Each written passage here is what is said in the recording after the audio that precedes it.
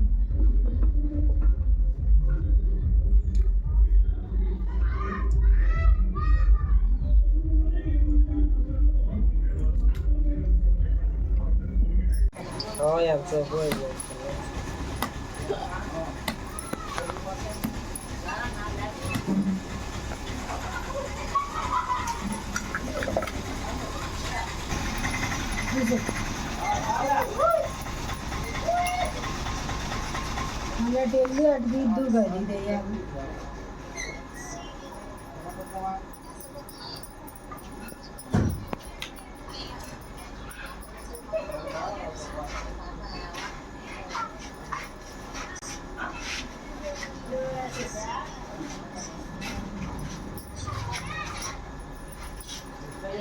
అదంతా ఇది ఎక్కువ శాతం అనకూడదన్న, నొక్కి బట్టి చేయకూడదన్నారు.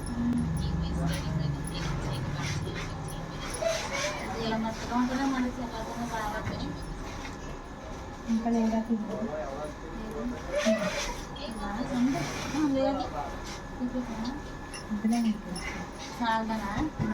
దీన్ని ఎక్కువ వచ్చేస్తున్నారా, ఇది లూజ్ చేసేసాడు. వీడిగా ఎత్తకపోతే ఇది ఇంతేనా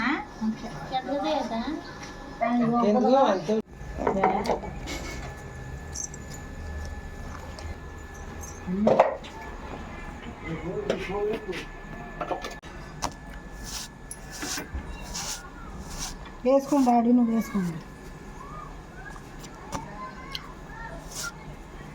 కూర శనగపిండి ఎలా కొంచెం చూడు.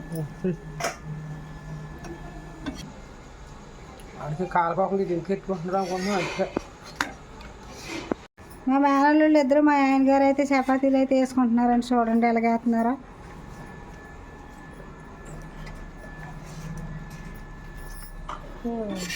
నూనె ఎక్కర్లేదా?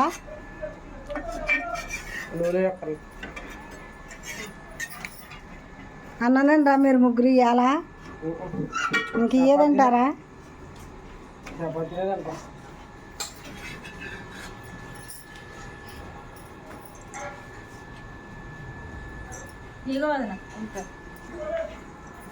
వేసుకుంటాను నేను ఎక్కడికి. నువ్వు ఇటు రావక్కర్లేకుండా నేను అక్కడికి రావక్కర్లేకుండా ఇద్దరు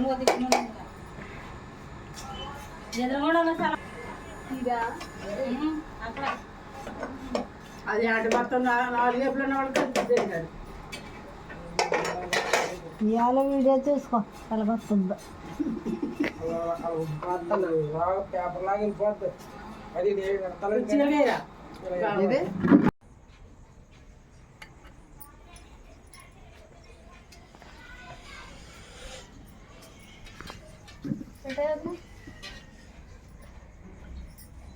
రాజుగారి రాజుగారు అంటే బిట్టు తెచ్చుకున్నవాడు. రాజుగారు వీడుగా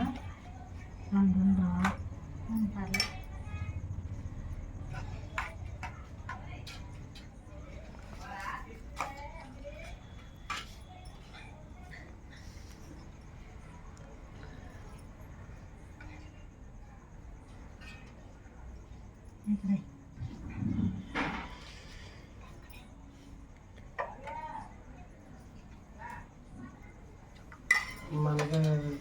చేసినట్టున్నదా కోడిగుడ్డు మన బాగా కోడిగుడ్డు కూర చేసి రెండొద్దు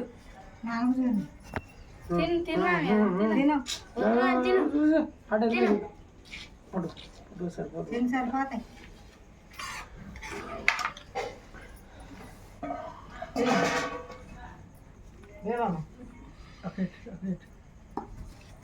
ఎలా ఉందిరా? టేస్ట్